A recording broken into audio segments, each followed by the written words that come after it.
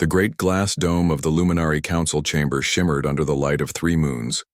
Inside, Commander Taiho paced before the central display, his blue-tinged skin reflecting the glow of battle maps. Red markers spread across the star, chart like a disease. Another luminary world had fallen to the Vrex. "Sixth Fleet is gone," said Officer Jinsu, his voice hollow. "No survivors." Taiho closed his eyes. 6,000 luminary souls. Gone in an instant. The Vrex weapons cut through their shields like they weren't even there. This war had raged for 3 years, and each month brought the enemy closer to the luminary homeworld. "The colony on Terrace has surrendered," reported Advisor Nari. Her delicate fingers trembled as she handed Taiho the report. 2 million civilians. The Vrex have promised not to harm them if they work in the crystal mines. "Promises from the Vrex are worth nothing," Taiho said. He had seen what happened to other surrendered worlds. The Vrex kept the people alive, but barely. They worked them until they died, then replaced them with more captives. Outside the chamber, windows, the capital city of Lux spread out in a pattern of graceful spires and floating gardens. For 10,000 years, the Luminari had built their civilization on art, science, and peace. They had no standing army until the Vrex appeared from the dark sector 3 years ago. "High Council is meeting now," said Nari. "They talk of surrender. Terms." Taiho slammed his fist on the display table. "Surrender means extinction. The Vrex don't want peace. They want our worlds, our resources, and our people as slaves." But even as he spoke, Taiho knew they had few choices left. The hastily built Luminari warships were no match for the Vrex battlecruisers. Their weapons, designed for mining and research, had been quickly converted for war, but lacked the raw power of machines built only to kill. "Commander," called a young communications officer named Minho. "We're receiving a strange signal. It's coming through the old relay network." Taiho frowned. The ancient relay system hadn't been used in centuries. "Source? An uncharted system at the edge of the spiral arm," Minho replied, adjusting controls on his panel. "They're broadcasting on all frequencies like they don't know who might be listening." The main screen flickered and a face appeared. It looked almost luminary, but with solid-colored skin and strange fur on top of its head. The being spoke in an unknown language. "Run it through the translator," Taiho ordered. Moments later, words began to form. "This is Captain Suho of the Earth, exploration vessel Pathfinder. We are peaceful explorers seeking contact with other intelligent life. We come with open hands and open minds." The council chamber went silent. In 3 years of war, no new species had revealed itself. The galaxy had watched in silence as the Vrex conquered world after world. "Earth?" asked Taiho. "Where is this place?" Nari quickly brought up star charts. "Here, Commander. A yellow star system, 9 planets, third one habitable. It's just beyond, the dark sector. The Vrex would have to pass it to reach us." "How have they survived?" wondered Jinsu. "The Vrex take every world in their path. Maybe they don't know about them yet," suggested Minho. "This Earth must be new to space travel if they're broadcasting openly like this." Taiho studied the strange being on screen. These humans looked soft, vulnerable, yet something in the captain's eyes caught his attention, a spark of determination he recognized. "Send a response," Taiho decided. "Tell them about the war, warn them about the Vrex." "Commander," protested Nari, "the High Council hasn't approved contact with new species, and these humans might run straight to the Vrex. Tell them where we are." "The Vrex already know where we are," Taiho replied grimly. "And in 5 cycles they'll be at our doorstep. What do we have to lose?" As the message was sent, alarms blared across the chamber. The main display switched to show 3 massive Vrex warships entering the outer system. "They've broken through the Kelnar line," gasped Jinsu. "That's 2 weeks ahead of projections." The council doors burst open as Elder Sung-ho swept in, his ceremonial robes flowing behind him. The other council members followed, their faces grim. "Commander Taiho," said Elder Sung-ho, "the High Council has voted. We are preparing terms of surrender to send to the Vrex Supreme Commander." Taiho felt his heart sink. "Elder, please, give us more time." We've just contacted a new species. There is no more time, interrupted Counselor Do-hyun. The Vrex fleet will reach Lux in 10 days. We cannot evacuate even a fraction of our people. Surrender is the only way to save Luminari lives. As the council argued, Minho called out from his station. Commander, the humans have responded. The room fell silent as the message played. Captain Suho's face appeared again, now serious and concerned. Commander Taiho of the Luminari, we've received your warning about the Vrex. We're a young spacefaring species, but we don't abandon those in need. The Pathfinder is changing course toward your coordinates. We'll arrive in 8 days. In the meantime, we're sending everything we know about our technology. Maybe there's something we have that you can use. 8 days before the Vrex arrived. For the first time in months, Taiho felt something strange and almost forgotten stir in his chest. It wasn't much. These humans were unknown, their technology likely primitive compared to the Vrex war machines. But it was hope. And for now, that would have to be enough. Captain Suho stood on the bridge of the Pathfinder, watching the stars streak by as the ship pushed its engines beyond safe limits. The crew worked in focused silence, each aware of what waited ahead. 8 days to reach the Luminari homeworld. 8 days before an entire civilization might fall. Engineering reports the core is running hot, said Lieutenant Minji, looking up from her console. We're pushing 30% over recommended output. Suho nodded. Have them rotate the cooling cycles. We can't slow down now. The message from the aliens, the Luminari, had shaken everyone on board. First contact was supposed to be a careful, measured process. Instead, they were racing toward a war zone. Commander Taiho has sent another transmission, reported Communications Officer. You know, the Vrex forces have accelerated their approach. They'll reach the Luminari homeworld in 7 days now, not 10. Suho felt his stomach tighten. Send back that we're increasing speed. We'll be there in 6 days. Admiral Yuna, watching from the command chair, raised an eyebrow. The engines won't handle that strain for 6 days. They will, Suho said firmly, because they have to.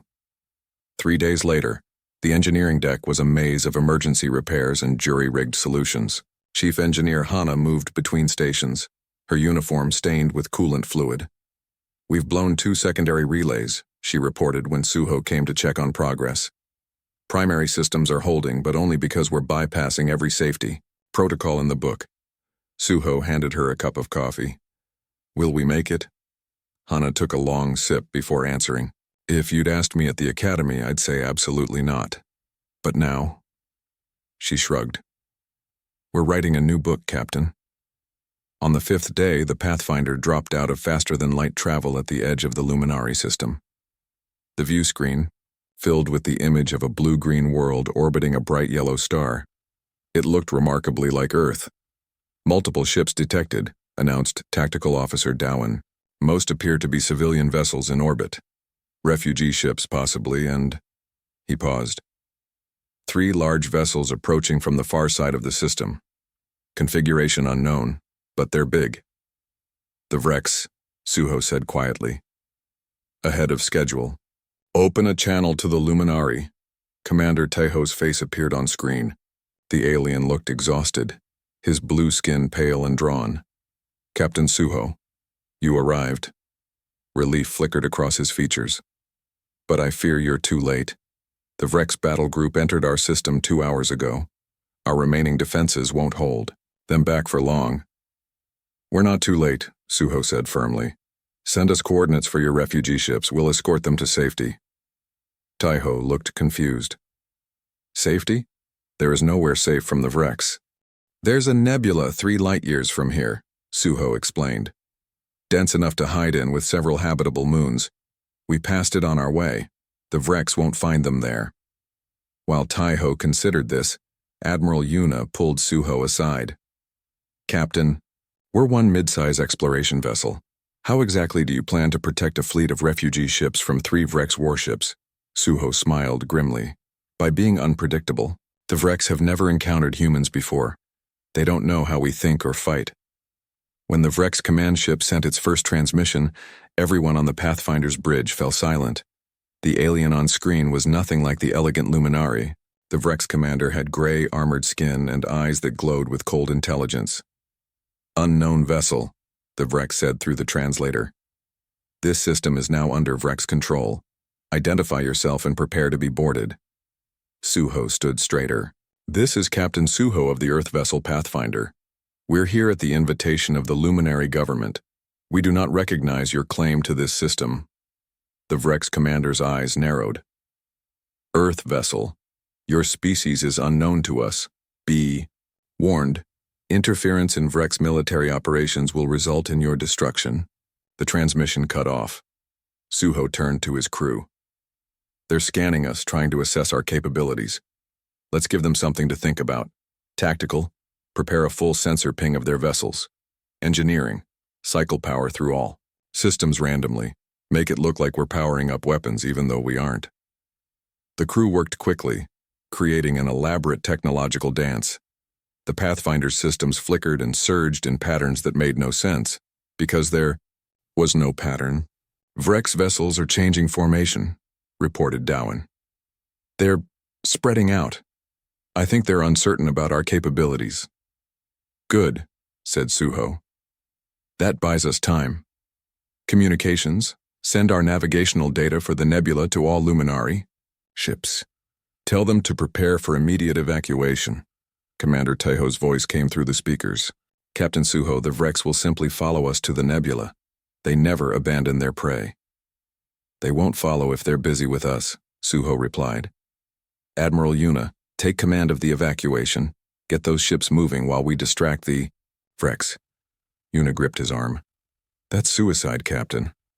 "No," Suho said with a smile that didn't reach his eyes. "It's strategy. The Vrex expect us to run or fight conventionally. We'll do neither." As the Luminari refugee ships began to move away from the planet, the Pathfinder shot forward, straight toward the 3 Vrex warships. On the bridge, Suho watched the massive enemy vessels grow larger on the view screen. "All hands," he announced. "Prepare for maneuvers unlike anything we've trained for. Today, we're not just making first contact with new civilizations." He paused, his eyes fixed on the approaching Vrex ships. "We're making humanity's first stand among the stars." The Pathfinder danced through space like no ship Commander Taiho had ever seen. From the emergency command center on the largest refugee vessel, he watched in amazement as the human ship performed maneuvers that defied conventional tactics. "They're insane," whispered Advisor Nari beside him. "One small ship against 3 Vrex battle cruisers?" The human vessel darted between the massive Vrex ships, never firing weapons, but constantly changing speed and direction. The Vrex, accustomed to enemies who either fled or engaged in predictable combat patterns, seemed confused by the strategy. "Not insane," Taiho corrected her. "Different." On the Pathfinder's bridge, Captain Suho gripped his chair as the ship rolled sharply to avoid enemy fire. "Port thrusters at maximum," ordered Navigator Yunjin. Her fingers flew across the controls as she plotted their next move. "Cutting power to forward shields, diverting to aft." "They're targeting our engine signature," reported Tactical Officer Dawan. "Adjusting output to create false readings," Suho nodded. "Keep them guessing. All we need is to buy the refugees enough time to reach the nebula." The ship shuddered as a glancing shot from a Vrex cruiser struck their hull. "Damage to Deck 3, announced Lieutenant Minji. "Automated systems containing the breach." "The Vrex commander is hailing us again," said Communications Officer Junho. Suho straightened his uniform. On screen, the Vrex commander appeared, his armored face showing what might have been irritation. "Your tactics are unusual, human. You cannot hope to defeat us. Surrender now, and we may allow your species to serve the Vrex Empire rather than face extinction." "I appreciate the offer," Suho replied calmly, "but we're just getting to know our neighbors. I wouldn't want to commit to anything long-term just yet." The Vrex's glowing eyes narrowed. "You mock us? You will learn respect when your ship is broken and your crew serves in our minds." As the transmission ended, Admiral Yuna approached Suho. The refugee fleet is halfway to the nebula. The Vrex seem focused entirely on us for now. Good. Time for Phase 2. Suho turned to his crew. Prepare for emergency jump. Let's see if these Vrex can follow where we're going. Back on the refugee ship, Taiho received an unexpected message from the humans.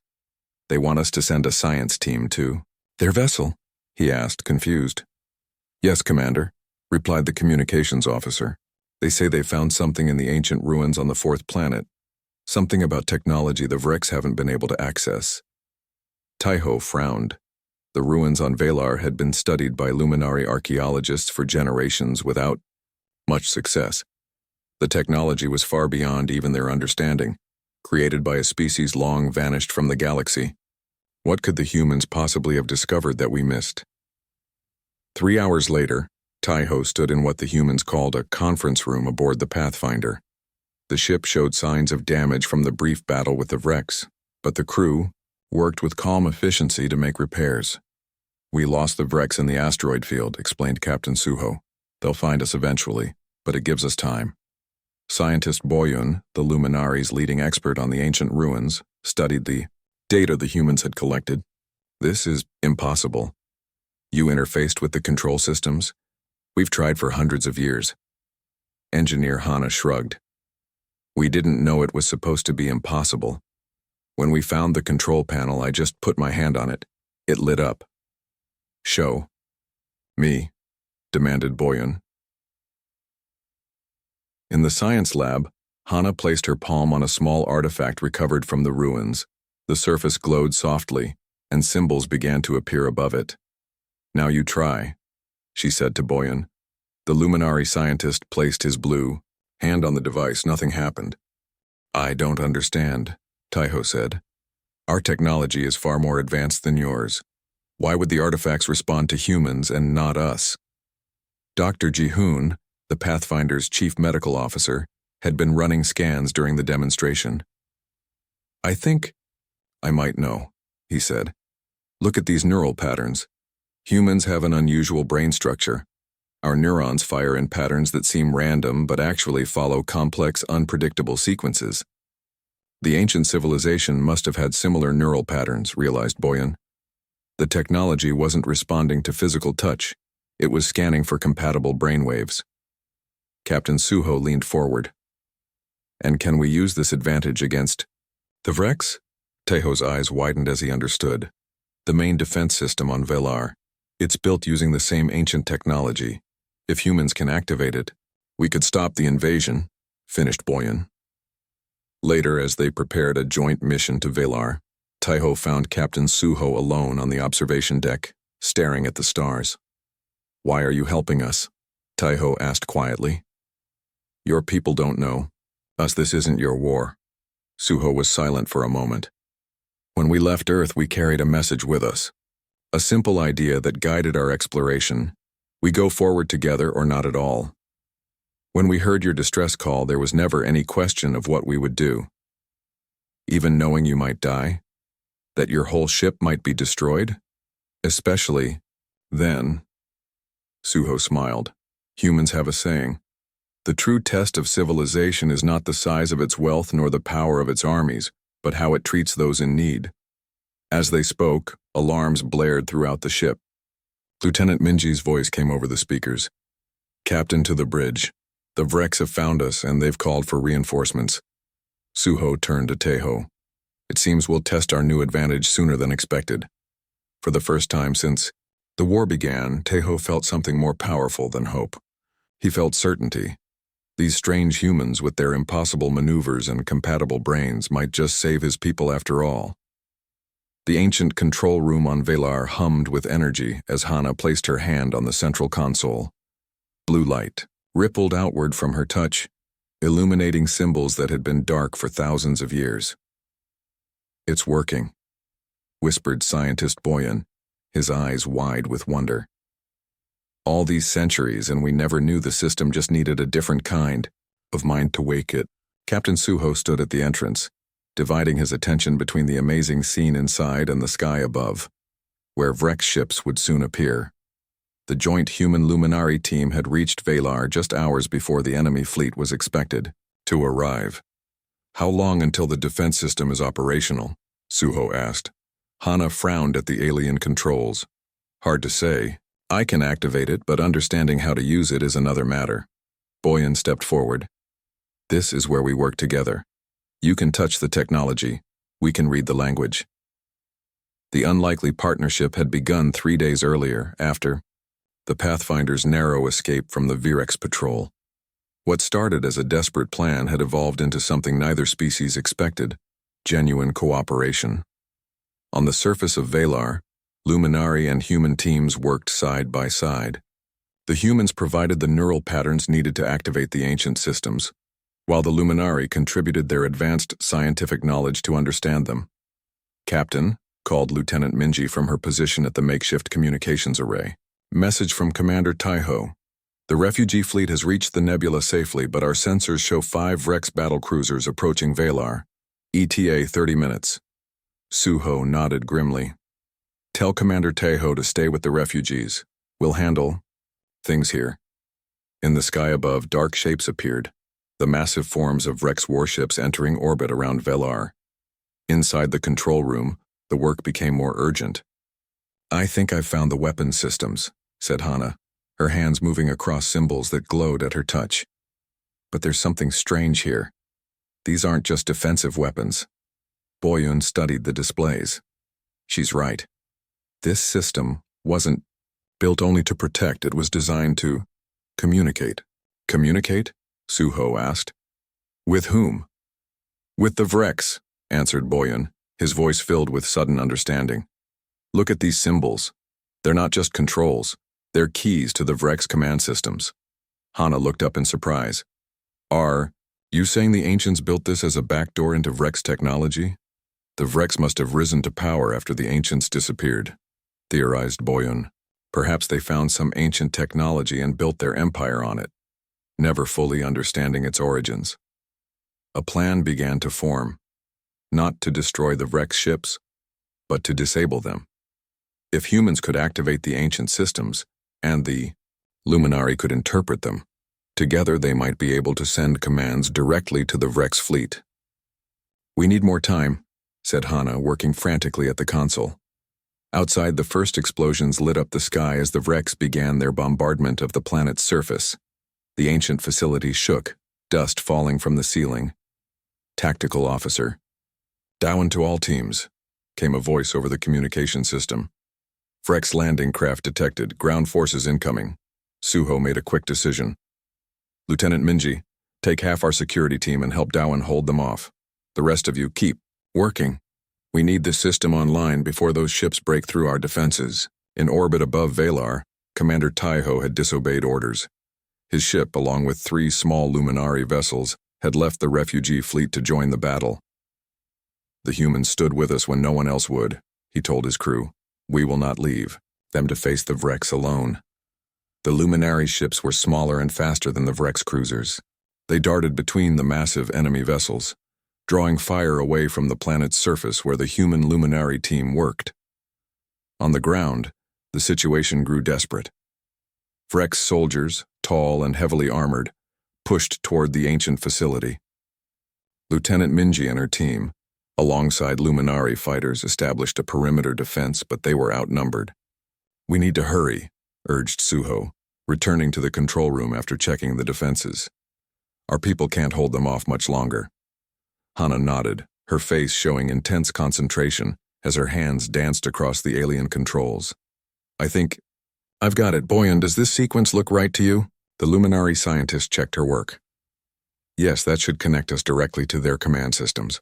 But we'll need to be precise. One wrong command could alert them to what we're doing." "What exactly are we doing?" asked Suho. "Not destroying them," Hana replied. "Something better. We're going to lock them out of their own ships." Above Valar, the battle raged.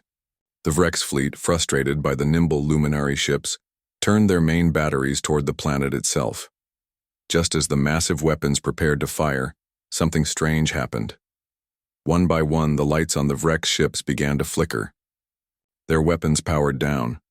Communication channels fell silent. In the Vrex command ship, confusion reigned. Control panels displayed ancient symbols their crews had never seen before. Systems shut down or operated on their own, ignoring all attempts to regain control. On the surface, the advancing Vrex ground forces suddenly stopped. Their armor, linked to the same network as their ships, locked in place, rendering the soldiers immobile. In the ancient control room, Hana and Boyan looked at each other in amazement. "It worked," breathed Hana. "We've locked them out completely." Suho stepped forward. "Open a communication channel to the Vrex command ship." When the Vrex Supreme Commander's face appeared on the display, his usual confidence was replaced with barely controlled fury. "What have you done?" he demanded. "We've demonstrated what happens when different species work together instead of trying to conquer each other," Suho replied calmly. "Your ships and soldiers are locked down. But your life, support, and basic systems remain functional. We have no desire to harm your people." "You expect us to surrender?" The Vrex commander's eyes blazed. "No," said Suho. "We expect you to talk. This war ends today, one way or another, but how it ends is up to you." As the tense negotiation began, Hana looked around at the mixed team of humans and Luminari working side by side. What had started as a desperate last stand had become something more important, the beginning of an alliance that might change the galaxy forever. The grand meeting. Hall on neutral ground buzzed with tension. 3 weeks had passed since the standoff at Valar. Now representatives from 3 species gathered around a circular table. Humans, Luminari, and, most surprisingly, Vrex Supreme Commander Karo of the Vrex sat rigid in his seat, his gray, armored skin catching the light. His delegation looked uncomfortable being disarmed and outnumbered. Yet they had come, forced by circumstances none had foreseen. Captain Suho represented Earth alongside Admiral Yuna and Diplomat Heejin. Commander Taiho led the Luminari delegation, with Counselor Dohyun and Scientist Boyan beside him. None had expected to be here, negotiating peace instead of fighting for survival. "Let us begin," said Diplomat Heejin, her voice calm and measured. "We're here to discuss terms for lasting peace between our civilizations." Commander Karo's eyes narrowed. "You disabled our entire fleet with technology we cannot counter. What is there to discuss? You dictate terms. We have no choice but to accept." "If we wanted to dictate terms, we wouldn't have invited you to talk," Suho pointed out. "We could have destroyed your ships when they were disabled. We didn't." "Why?" demanded Karo. "Any species with such advantage would eliminate their enemies. It is the natural order." Admiral Yuna leaned forward. "Perhaps that's the difference between us. Humans don't see elimination as the natural conclusion to conflict." Commander Taiho studied the Vrex leader carefully. Something had bothered him since the battle at Valar, a question that nagged at his mind. "Why did you start this war?" He asked suddenly. "The Vrex Empire has conquered half the galaxy in 3 years. What drives such rapid expansion?" Karo's answer surprised everyone. "Necessity," he said flatly. "Our homeworld is dying, resources depleted, atmosphere polluted beyond recovery. Our population grows while our ability to sustain it shrinks. We expand because we must." The room fell silent as the implications sank in. The Vrex weren't conquering out of pure aggression. They were desperate. "Why didn't you seek alliances instead of conquest?" asked Counselor Dohyun. The Luminari would have shared resources if asked. "Weakness invites exploitation," replied Karo. "We approached 3 species before beginning our expansion.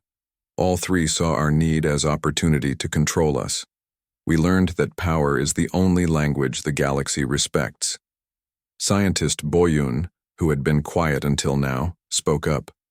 "The ancient technology we activated, it contains vast knowledge, including environmental restoration techniques that might help your homeworld." For the first time, Karo showed genuine surprise. "You would share this with us? After all we've done?" "That's what allies do," said Suho simply. The negotiations continued. For days. The humans demonstrated their unique ability to find middle ground where none seemed to exist.